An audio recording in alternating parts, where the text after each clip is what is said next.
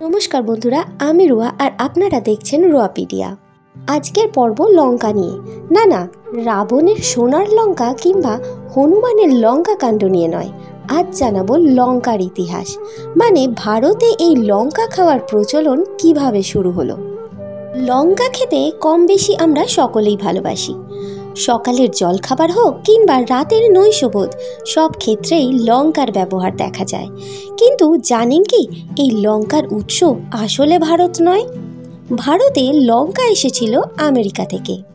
তবে বর্তমানে লঙ্কা উৎপাদনে ভারত সবার প্রথমে। কিন্তু ভারতে লঙ্কা এলো কিভাবে প্রচলন হলো রান্নাতে লঙ্কার ব্যবহার, তাই জানাবো আজ। বলবো লঙ্কা সম্পর্কে এমন কিছু তথ্য যা জানলে আপনি অবাক হয়ে যাবেন। তাহলে শুরু করি, চলুন আজকের পর্ব লঙ্কা কাণ্ড। ৬,০০০ বছর আগে মেক্সিকোতে প্রথম লঙ্কা চাষ শুরু করা হয়। তবে এরও বেশ কয়েক বছর পরে আমেরিকাবাসী লঙ্কা খাওয়া শুরু করে। বিশ্বজুড়ে বর্তমানে প্রায় ৪০০ রকমের লঙ্কা পাওয়া যায়। কিন্তু প্রশ্ন হলো, সুদূর আমেরিকা থেকে এত মাইল দূরে ভারতে লঙ্কা এলো কিভাবে? ইতিহাস বলছে ১৪৯৮ সালে ভাস্কো দা গামা আমেরিকা থেকে ভারতে এসেছিলেন।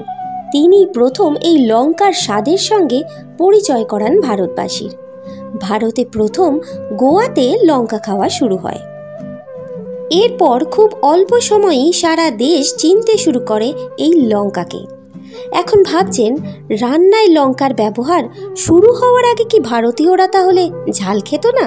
দাঁড়ান, সেটাও বলছি।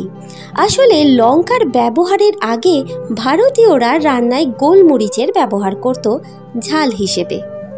কিন্তু লাল টুকটুকে লঙ্কাকে দেখে এবং তার স্বাদকে ভালোবেসে ভারতীয়রা রান্নায় লঙ্কার ব্যবহার বাড়িয়ে দিল। কমে গেল গোলমরিচের ব্যবহার। ওইদিকে আবার লঙ্কা উৎপাদন করাও ছিল বেশ সহজ কাজ।